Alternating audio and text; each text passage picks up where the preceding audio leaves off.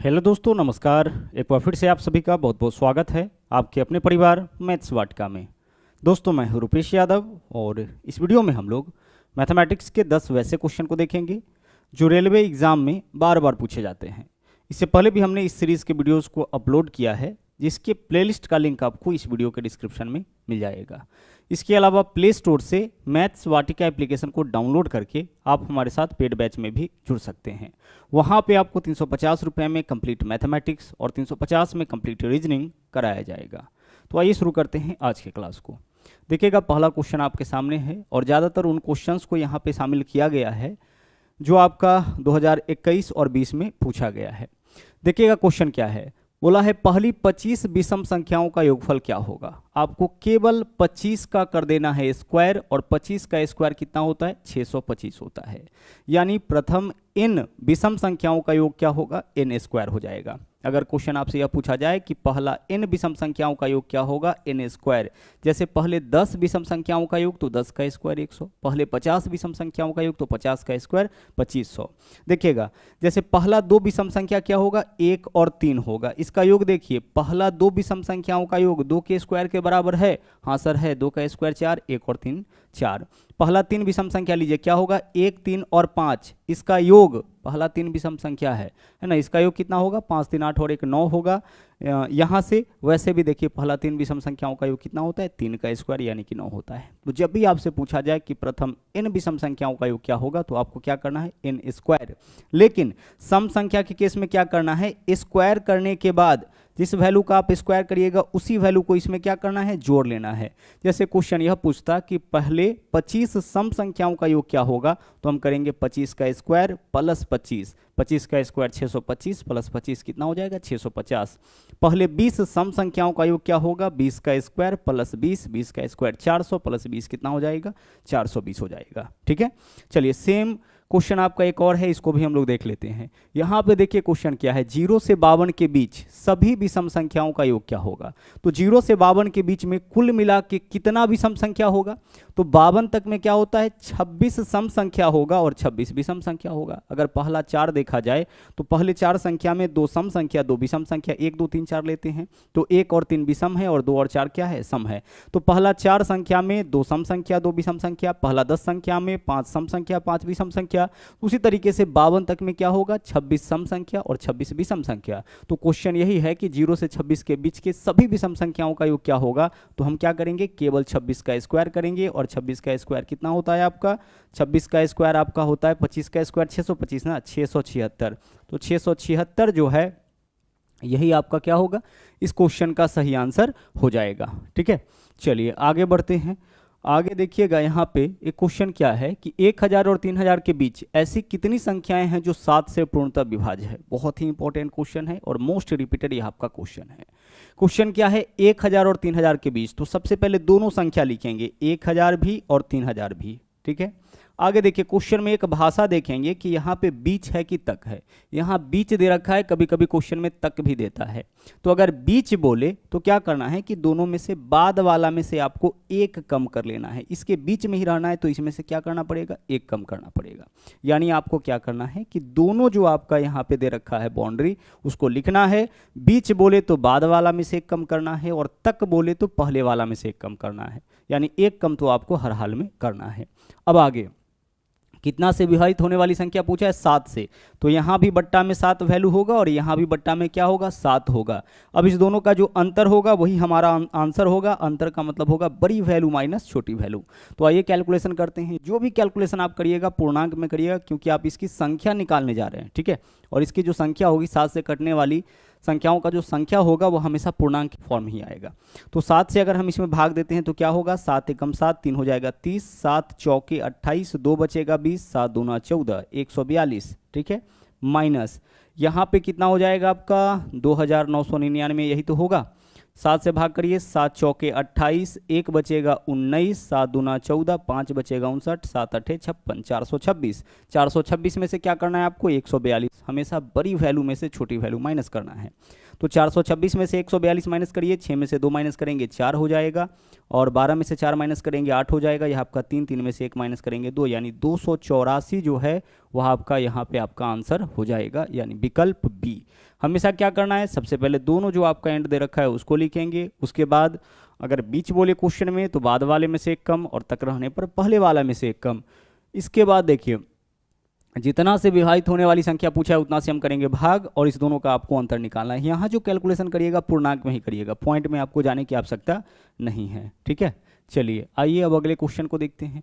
यहाँ पे देखिए यह क्वेश्चन आपका लगातार पूछा जा रहा है, ठीक है। 2018 हो, 19 हो, 20 हो, 21 हो, हर बार एग्जाम में इस तरह का क्वेश्चन आपको मिलेगा, चाहे ग्रुप डी का एग्जाम हो या एसएससी के किसी भी लेवल का एग्जाम हो। a प्लस 1/a का मान दे रखा है 5, और आपसे क्या पूछा है a cube plus 1/a cube का मान। तो a प्लस 1/a का मान दे करके अगर a cube plus 1/a cube का मान पूछे तो एक बार इस वैल्यू को हम लोग करते हैं क्यूब, क्योंकि पावर 1 से कहाँ जाना है, पावर 3 में। तो 5 है तो 5 का पहले करेंगे क्यूब, और एक बार इस वैल्यू को करते हैं तिगुना। क्या क्या करना है, एक बार इस वैल्यू को करना है क्यूब, क्योंकि क्यूब में जाना है आपको, और एक बार इसी वैल्यू को करना है तिगुना। आगे देखिए अगर माइनस वाला रहता है तो बीच में प्लस, और अगर प्लस वाला रहे तो बीच में क्या करना है, माइनस। यहाँ पे आपको उल्टा काम करना होता है, माइनस वाला रहने पर बीच में प्लस, और प्लस वाला रहने पर बीच में क्या करते हैं, माइनस। अब कैलकुलेट करिए, 5 का क्यूब 125 और 3 पंचे 15, 125 में से 15 माइनस करेंगे कितना हो जाएगा, 110। तो विकल्प बी जो है वह आपका यहाँ पे आंसर बन जाएगा। और अलजेब्रा भी हम बहुत अच्छी तरह से पढ़ा रखे हैं। अगला क्वेश्चन देखिएगा, यह भी जो क्वेश्चन है आपका मोस्ट रिपीटेड यह क्वेश्चन है। इस तरह का क्वेश्चन लगातार एग्जाम में अभी पूछा गया है। p का वैल्यू दे रखा है 5 माइनस 2√6, और इसके बेसिस पर क्या पूछा है, p square plus 1/p square का मान।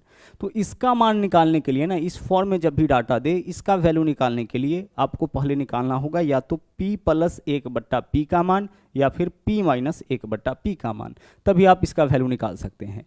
तो क्वेश्चन में देखिएगा p का मान कितना दिया है, p का मान गौर से देखिए 5 माइनस 2√6 कितना है, 5 माइनस 2√6 है, ठीक है। अब इसके आधार पर आप 1/p का वैल्यू यानी कि इसका रिवर्स, 1/p का मतलब क्या है, इसका रिवर्स। इसका रिवर्स कैसे निकालिएगा, केवल इसके बीच का चिन्ह बदल दीजिए, ठीक है। कुछ नहीं करना है आपको, केवल इसके बीच का चिन्ह बदलना है। तो 5 माइनस 2√6 है, तो हम क्या लेंगे, 5 प्लस 2√6 लेंगे। यह किसका वैल्यू हो जाएगा, यह वैल्यू हो जाएगा 1/p का। तो जब भी इस तरीके से डाटा दे तो आपको क्या करना है कि अगर p का मान दे तो 1/p का मान केवल उसके बीच के चिन्ह को बदल के निकालना है। उसी तरीके से x का मान दे, 1/x का मान निकालना होगा, तो केवल इसके बीच के चिन्ह को आपको क्या करना है, बदलना है। अब आगे p का वैल्यू पता है, 1/p का वैल्यू पता है, अगर हम इसको जोड़ेंगे तो क्या प्राप्त होगा, p प्लस 1/p का वैल्यू, ठीक है। p प्लस 1/p, इन दोनों को जोड़िए तो p प्लस 1/p, तो इन दोनों वैल्यू को भी जोड़िए। जोड़ेंगे तो क्या होगा, देखिए यहाँ माइनस में यहाँ प्लस में कट जाएगा, 5 और 5 कितना, 10। तो p प्लस 1/p का मान 10 आ गया। अब p प्लस 1/p का मान 10 है तो p square plus 1/p square का मान निकालने के लिए क्या करेंगे, इसी वैल्यू का एक बार करेंगे स्क्वायर। p प्लस 1/p का मान 10 है, स्क्वायर में जाना है तो इस वैल्यू का हम क्या करेंगे, स्क्वायर। और स्क्वायर वाले में क्या करते हैं हम, 2 माइनस करते हैं, या तो माइनस करेंगे या प्लस करेंगे। अगर प्लस वाला दे करके पूछे तो हम यहाँ पे माइनस करेंगे, और यहाँ अगर माइनस वाला वैल्यू देता तो हम क्या करते, प्लस करते, उल्टा करते हैं। तो 10 का स्क्वायर 100, 100 में से 2 माइनस करेंगे कितना हो जाएगा, 98। विकल्प डी जो है वो आपका इस क्वेश्चन का सही आंसर हो जाएगा। एक चीज और ध्यान रखिएगा कि सीधे जो रिवर्स वैल्यू होता है वह तब होगा जब इसके वर्गों का अंतर 1 होगा, जो कि ज़्यादातर क्वेश्चन में आपका रहता ही है। तो 5 का स्क्वायर 25 और 2√6 का स्क्वायर कितना हो जाएगा, 2 का स्क्वायर 4, √6 का स्क्वायर 6, 6 चौके 24, अंतर इन दोनों के वर्गों का अंतर 1 का है, ठीक है। चलिए अब बढ़ेंगे हम लोग आगे, वास्तव में इसका परिमेयकरण किया गया है। अगले क्वेश्चन में आइए, देखिएगा यहाँ पे क्या है, बोला है x plus y plus z का वैल्यू 0, और एक्स स्क्वायर बट्टा y z plus y square बट्टा z x plus z square बट्टा एक्स वाई का मान निकालना है। जिसका वैल्यू निकालना है उसको थोड़ा सा हम लोग अरेंज करते हैं। ऐसा करिए, इसका एलसीएम आप लीजिए, y z z x x y सब है, सभी को लिख दीजिए, किसी को रिपीट मत करिए, यही इसका एलसीएम हो जाएगा। Y z z x x y सब जगह क्या है, एक्स वाई जेड है, ठीक है। तीनों आ गया, तीनों वेरिएबल आपका आ गया, यही क्या होगा, इसका एलसीएम हो जाएगा। सबको लिखना है, कोई छूटना नहीं चाहिए। आगे अब इससे भाग करेंगे एलसीएम में, और भागफल से ऊपर वाला में गुना, ठीक है। भिन्न का जोड़ का तो यही तरीका होता है। तो वाई जेड से वाई जेड कैंसिल, क्या है, एक्स, तो एक्स से स्क्वायर में एक्स स्क्वायर में गुना करेंगे, क्या होगा, एक्स क्यूब। आगे देख लीजिए, यहाँ पे वाई क्यूब हो जाएगा और यहाँ पे क्या होगा, जेड क्यूब हो जाएगा, ठीक है, जेड एक्स से जेड एक्स कैंसिल, वाई बचेगा, वाई से वाई स्क्वायर में गुना वाई क्यूब हो जाएगा। तो क्वेश्चन अल्टीमेटली क्या हो गया आपका कि x cube plus y cube plus z cube का मान क्या होगा। तो देखिएगा x cube plus y cube plus z cube का मान जो होगा वह 3xyz के बराबर होगा। कब होगा ऐसा, जब x plus y plus z का वैल्यू 0 हो। यानी आप इसको यहां से समझिए कि अगर क्वेश्चन में a plus b plus c का वैल्यू 0 दे रखा है तो a cube plus b cube plus c cube का जो वैल्यू होगा वह आपका 3abc के बराबर होगा। तो यहाँ पे क्या है आपका x plus y plus z का वैल्यू 0 है तो x cube plus y cube plus z cube का वैल्यू 3xyz के बराबर होगा। मतलब इसके बदले क्या लिख सकते हैं 3xyz, और बट्टा में क्या है xyz है। xyz से आपका यह कैंसिल हो गया, क्या बचा 3। तो आंसर आपका इस क्वेश्चन का क्या होगा, विकल्प ए हो जाएगा। आप क्वेश्चन को देख करके ना समझ सकते हैं कि यहाँ पे आपका आंसर क्या होने वाला है। ठीक है, चलिए बढ़ते हैं अगले क्वेश्चन में। अगला क्वेश्चन देखिएगा क्या है, यहाँ पे है आपका x बट्टा ए प्लस वाई बट्टा बी प्लस जेड बट्टा सी का मान √3। ठीक है, और इसका वैल्यू पूछ रखा है स्क्वायर वाला पूछे तो केवल आपको इसका स्क्वायर कर देना है। √3 का स्क्वायर कितना हो जाएगा 3। अब देखिए इसको कैलकुलेट हम अच्छी तरह से करते हैं। यहाँ पे आपका क्या है x बट्टा ए, तो हम x बट्टा ए को ना p मान लेते हैं, इसको मान लेते हैं, इस पूरे को हम मान लेते हैं p। ठीक है, इस पूरे को क्या मान लेते हैं p, इस पूरे को क्या मान लेते हैं हम q मान लेते हैं, और इसको मान लेते हैं हम r। यानी हमारे पास वैल्यू किसका है x बट्टा ए यानी कि p का, प्लस y बट्टा b यानी कि q का, और प्लस z बट्टा c यानी कि r का, और इसका वैल्यू क्या है √3। अब ध्यान रखिएगा कि आपने क्या किया है कि x बट्टा ए के बदले लिया है p, y बट्टा b के बदले में q, और z बट्टा c के बदले में आपने क्या लिया है यहाँ पे r। अब यहाँ क्या है a बट्टा x है, a बट्टा x, यहाँ x बट्टा a, तो x बट्टा a का उल्टा a बट्टा x।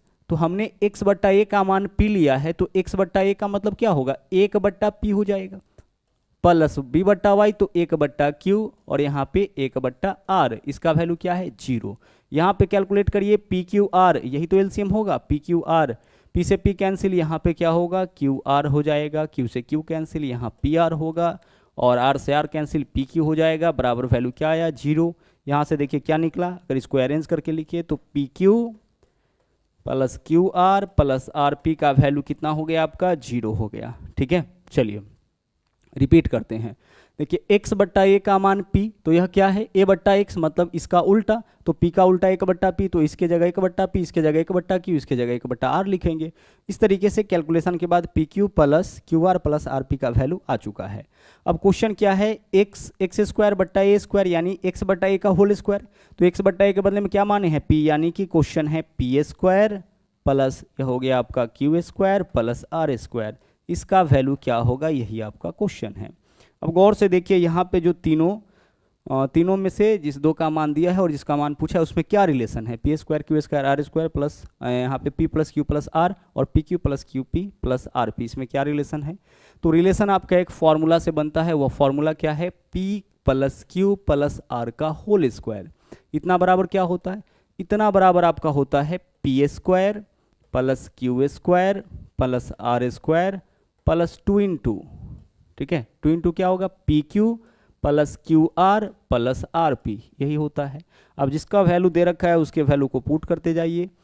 p plus q plus r का मान कितना है √3, तो यहाँ पे लिखेंगे √3, स्क्वायर करेंगे कितना हो जाएगा 3, बराबर p square plus q square plus r square, इसका वैल्यू तो हमें निकालना है।